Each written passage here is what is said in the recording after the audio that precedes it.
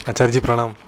आचार्य जी, कुछ दिन पहले मैंने आपके सत्संग में सुना कि मतलब अभी प्राइवेट जॉब करता था, तो अंदर से मतलब धिक्कार हो, मतलब ग्लानि होती थी कि मैं किन लोगों का साथ दे रहा हूँ।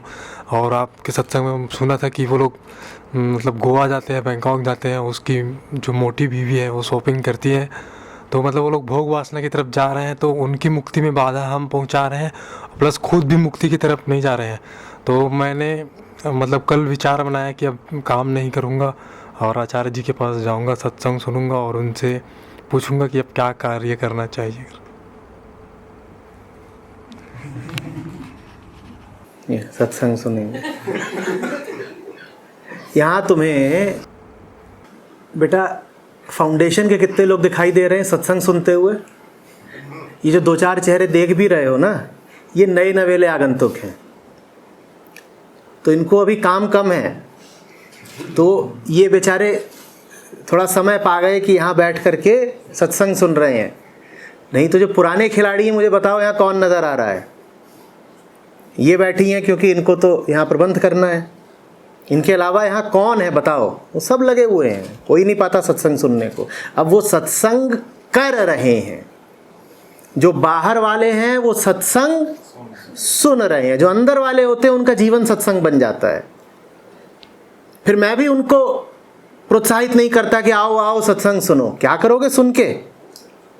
जाओ करो, अब तो जी के दिखाओ। जान लिया, बहुत जान लिया, और मेरे क्षेत्र में हो अगर तो जानते तो चल ही रहे हो,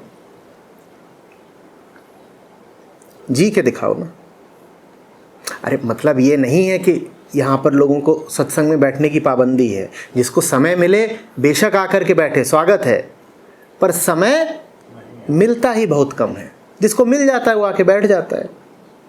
तो ये सोच के मत आना कि वहाँ प्राइवेट सेक्टर में तो काम करना पड़ता है और ये होता है, और यहाँ जाएंगे बढ़िया एसी चलेगा और सफाई वफाई है, ठीक है, जगह भी बढ़िया दिख रही है, आज भोजन भी बना था तो सात्विक था और स्वादिष्ट भी था। तो बढ़िया रहेगा। ऐसा नहीं होता है यहाँ पे। ये सोच के आना कि वहाँ मोटे लाला के लिए जितना काम करना पड़ता था उससे ड्योढ़ा करना पड़ेगा यहाँ, उससे आधा नहीं। वहाँ तो इसलिए करते थे क्योंकि ज़बरदस्ती थी, यहाँ इसलिए करोगे कि बात प्रेम की है। नहीं आचार्य जी, मतलब कर्म करना है, इस उद्देश्य से आया था मैं। गर्मा गर्म करना है, खूब कर्म होगा। आओ, बिल्कुल आओ, स्वागत है।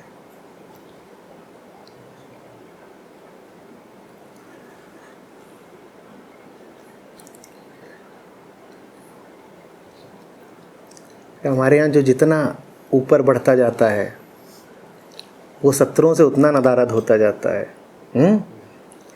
अभी वरीयता में ऊपर बैठे हैं सबसे श्रीमन कुंदन।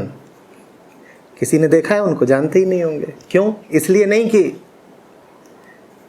उन्हें सत्संग में आना नहीं है, इसलिए क्योंकि वो काम कर रहे हैं। तैयार रहो। ये उस तरह का आश्रम नहीं है जिसमें लोग बाबा जी को आके फल फूल प्रसाद समर्पित कर जाते हैं,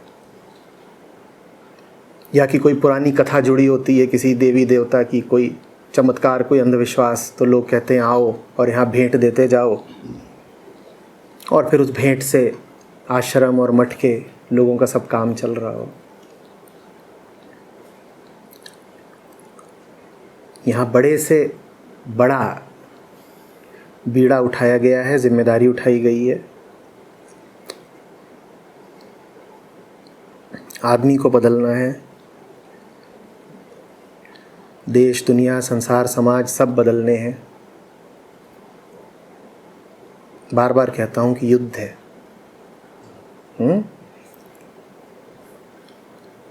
इसमें ध्यानी नहीं, सेनानी चाहिए।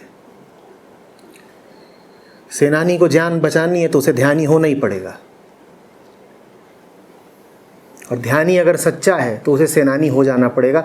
सेनानी हो जाना आखिरी बात है। ध्यान से शुरुआत हो सकती है,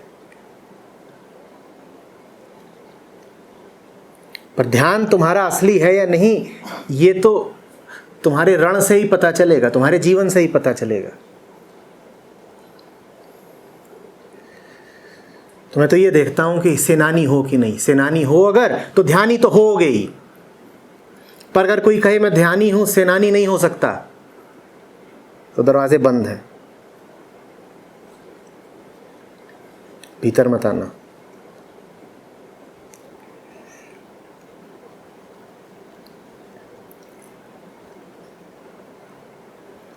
बहुत कर्मठ लोगों की जगह है ये।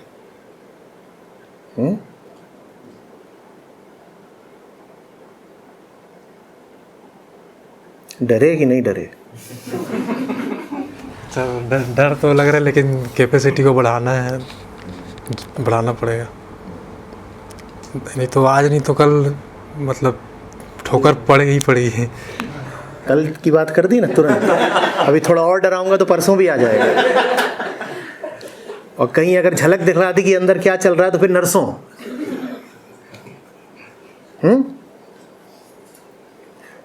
कल परसों नरसों इसमें बीतते हैं बरसों। पूछ लो वैभव सिंह से।